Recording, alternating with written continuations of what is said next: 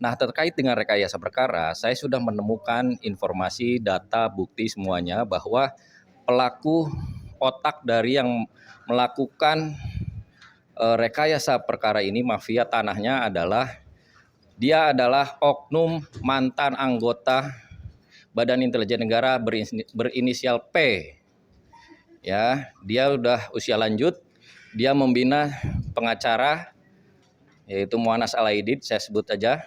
Ya, ini hanyalah kasus yang sebetulnya ini gesekan biasa saja, bukan sesuatu peristiwa yang besar gitu ya, yang kemudian ini memenjarakan warga yang tidak berdosa.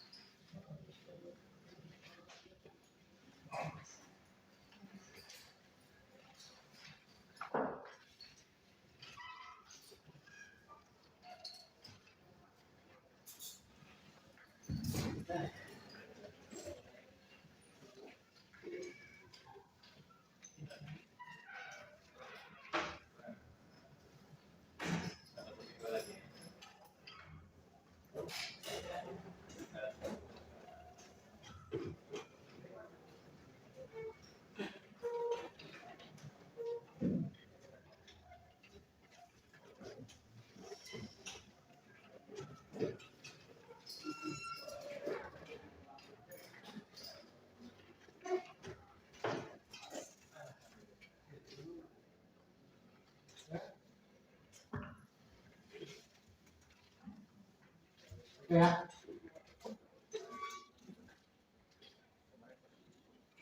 Oke, sebelum kita mulai ya, terkait dengan topik persidangan, terkait dengan yang mau mengambil gambar atau mau mengambil pengaman, ya, silakan.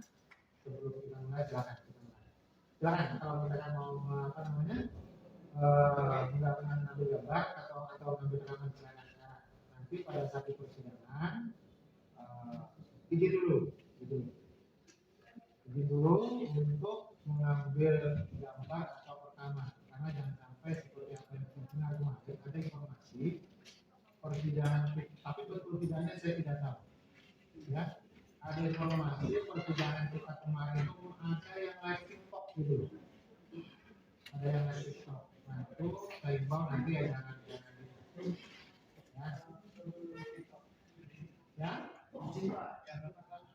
Ada keluarga dari nah, itu yang ini. Silakan kalau menonton datang ke persidangan. Silakan kalau menonton datang ke persidangan. Terbuka untuk umum di persidangan, bukan di luar. Jadi kalau silakan kalau mau melihat proses jalannya persidangan kita persilakan. Ya, untuk datang ke ruang persidangan itu persidangan terbuka. Gitu. Jadi kalau misalkan ini di sana dan terkait dengan pertanggungjawaban di sana, kita tidak tahu apakah di sana nanti ikut dilakukan perekaman dan seterusnya, kita tidak tahu. Kita menghindari hal-hal yang salah ya. Jadi kalau misalkan mau ambil perekaman, ya bukan apa-apa sih, karena kalau untuk yang melakukan perekaman itu adalah wartawan, kita mesti bertanggung jawab terkait dengan identitas yang melakukan perekaman. Dia adalah seorang wartawan dan bisa kita tuntut. Kalau misalkan yang tidak masalah, tapi dengan catatan bahwasanya ya paling tidak melampirkan identitas terkait dengan siapa yang melakukan perekaman itu. Ya mungkin Pak ada identitas salah ini. Nah, kalau wartawan tidak apa-apa, ya. Kalau wartawan tidak apa-apa, dan itu pun maksud tujuannya jelas, ya kan? Gitu ya, ya. Nah, nanti saya minta tolong terkait dengan jalannya proses persidangan pada saat sudah kita mulai, tolong jaga sadar lah, kan? Kalau misalkan mau ambil gambar, jangan pakai trik dulu, ya. Jangan pakai trik, atau kalau misalkan mau ini jangan biar nanti kawan-kawannya ada terganggu dalam konsentrasi pada saat menjalani proses. Gitu ya, paham ya, Bek? Oke, nah sekarang saya siapkan nih. Silakan, kalau masih ada yang mau mengambil gambar, silakan. Silakan ya. Dari wartawan satu Indonesia. Oke, gitu ya, Bek. Nah, sekarang kita mulai dalam persidangan. Sidang perkara pidana nomor 2085 PB, ulang nomor 2085 PB 2025 Tangerang, atas nama terdakwa Hanafi bin Rosyid dan kawan-kawan dibuka dan dinyatakan sebagai palsu. Ya, untuk saudara para terdakwa ya, Pak Hanafi sehat. Ya. Oke, kemudian untuk Pak Dula ya, kemudian untuk Pak Idris ya. Minta dulu Pak Idris ke depan sini biar kesimpulannya pas bagaimana sidang tadi. Oke, kemudian untuk Pak Hendrik Kusuma ya, dan selanjutnya untuk Pak Nasarudin ya. Jadi Bapak terima hari ini dalam keadaan sehat bisa mengikuti persidangannya, dan kalian berlima juga pada hari ini masih didampingi oleh penasihat kalian.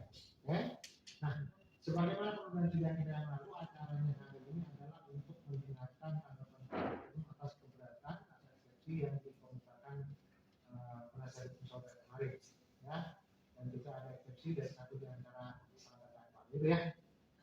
Tapi sebelum kita lanjut ke sana, pada saat ini ada soft copy ada ya, nanti tolong diserahkan ke kami biar nanti untuk selanjutnya lebih tepat waktu, tapi dalam urusannya ya. Dan juga untuk para penasihat hukum dan juga terdakwa kemarin yang melakukan eksepsi, di sini kami sudah terima ada basis. Nah, tapi perusahaan saya belum terbuka. Tapi di sini tertulis file 3 eksepsi. Ya, itu sudah termasuk ya. Ya, mudah-mudahan sudah ada feedback. Oke ya, Pak Jaksa nanti juga terkait dengan kopinya untuk nanti seperti yang kita tolong bisa juga ya. Oke, silakan.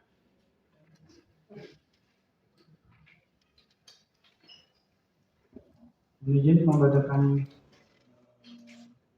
pendapat penuntut umum terhadap keberatan penasihat hukum dalam perkara atas nama terdakwa 1 Hanafi bin Rosyid, terdakwa 2 Dula alias Bintang, terdakwa 3 Idris Afandi bin Amin, terdakwa 4 Kusuma SHMH bin Ajisar Suhairi, dan terdakwa 5 Nasaruddin alias Nasar bin Adil.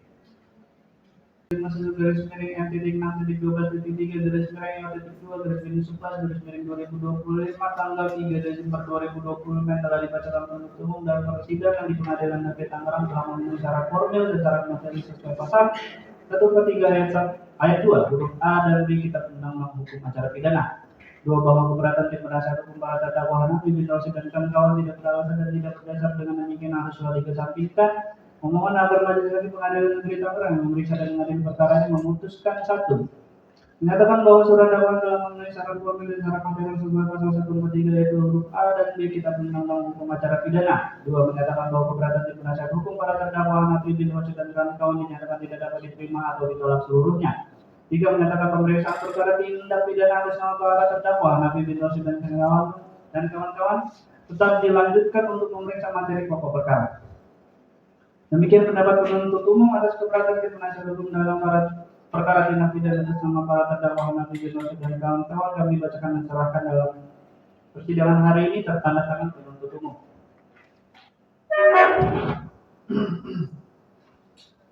Oke ya, sudah berkenan terkait dengan apa yang dikatakan oleh Pak Jaksa tadi terkait dengan pendapatnya atas eksepsi atau keberatan penasihat hukum para terdakwa dan juga satu di antara terdakwa.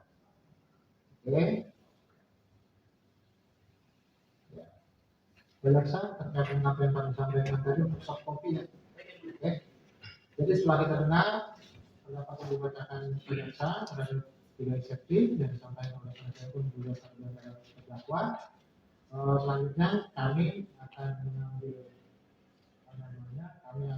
bersikap terkait dengan keberatan itu, ya, terkait dengan apa yang disampaikan terdakwa dalam pendapatnya, ya, kami akan ambil sikap dalam putusan yang tercela, ya. Nah, untuk memberikan kesempatan kepada kami bermusyawarah dan mempelajari segala sesuatunya, persidangan untuk pembacaan putusan selah nantinya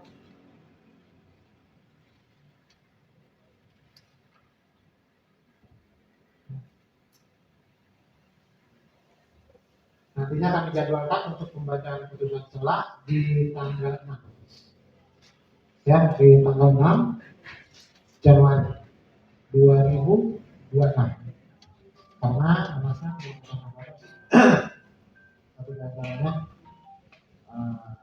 satu di antaranya anggota saya satu, sebagaimana para pihak-pihak satu dalam kondisi cuti, ya, sehingga satu ada penetapan penggantian kontrak, kedua kemudian dalam kondisi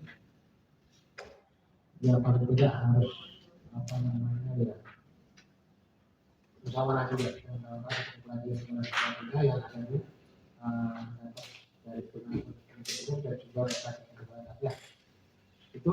Jadi untuk memberikan kesempatan sebelum apa namanya memberikan kesempatan kepada kami merumuskan unsur kelas, misalnya sudah tidak bisa dilanjutkan, kita tunda tanggal 6 Januari 2026. Sebelum saya tutup mungkin ada yang mau disampaikan, silakan Bapak. Ya, mohon izin yang pertama kami ingin menjelaskan soal yang eksekutif kami. Oh gitu. Yang ini kemarin? Itu dari oh gitu. Oke.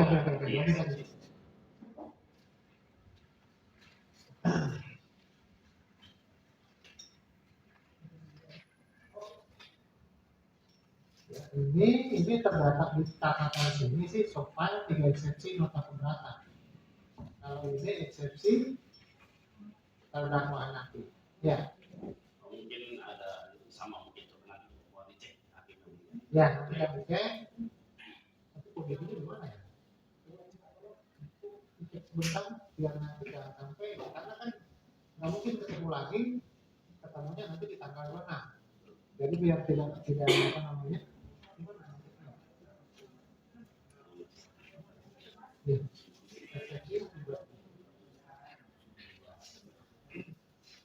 Biar mempermudah dan memperlancar jalan persidangan. Ya.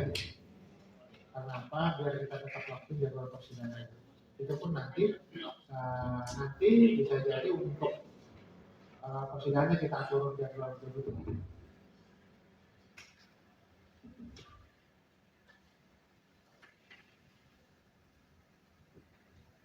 Satu lagi. Ya, siap tadi silakan. Terkait dengan permohonan kami untuk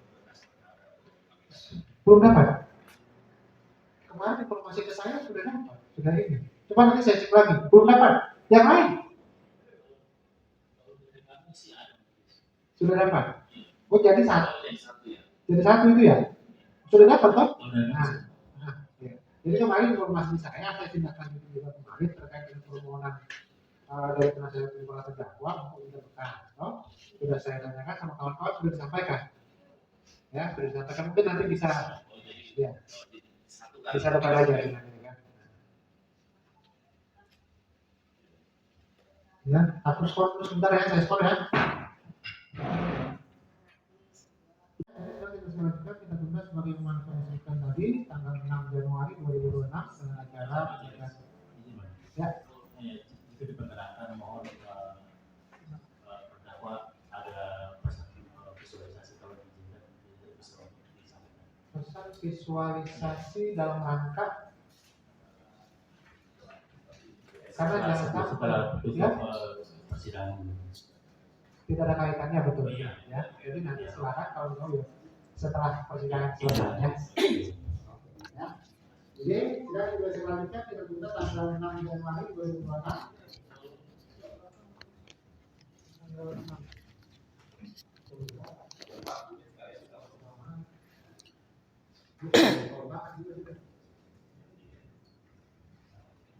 Yang kedua ya, yang buat begini deh, mudah-mudahan bisa ya. Demikian sudah selesai dan oke. Jadi gimana Bang tanggapannya Bang? Ya, menanggapi bantahan jaksa, ya lazim ya jaksa itu melakukan bantahan, ya namanya penuntut umum itu ya. Nah, tapi yang pasti kami tidak mendengar bantahan terkait dengan motif dan dugaan kami terkait dengan rekayasa perkara. Itu tidak ada sama sekali dibantah oleh jaksa penuntut umum. Nah, kenapa motif itu penting? Ini harus kita dalami apa motif dari kami para terdakwa yang melakukan. Jika motif ini tidak disampaikan, tidak dimasukkan dalam berita acara, ya berarti kental sekali dengan rekayasa perkara. Nah, terkait dengan rekayasa perkara, saya sudah menemukan informasi, data, bukti semuanya bahwa pelaku otak dari yang melakukan rekayasa perkara ini, mafia tanahnya dia adalah oknum mantan anggota Badan Intelijen Negara berinisial P. Ya, dia udah usia lanjut, dia membina pengacara yaitu Muanas Alaidit, saya sebut aja. Dia dibina dan dilakukan untuk melakukan rekayasa ini, gitu ya.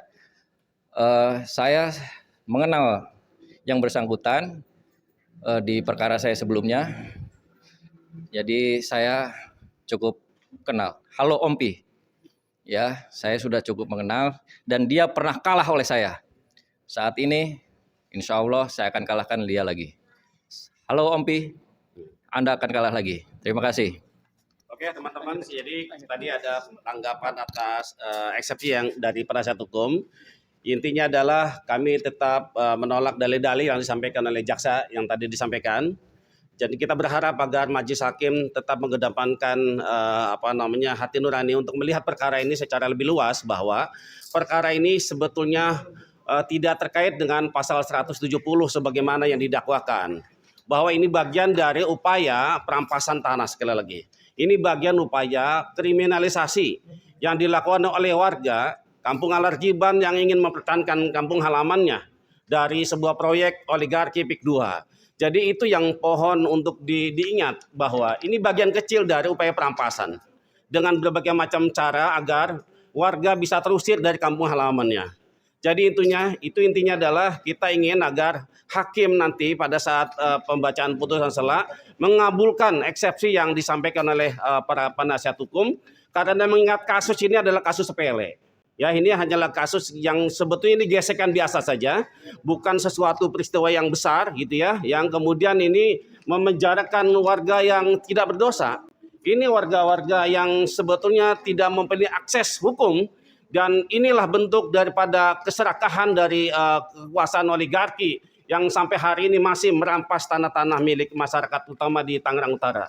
Kita berharap kepada Bapak Presiden Prabowo untuk juga melihat persoalan ini secara lebih serius. Jangan sampai warganya, rakyatnya dipenjara terus. Saya juga tidak mau kemudian Pengadilan Negeri Tangerang ini menjadi tempat memenjarakan rakyatnya sendiri.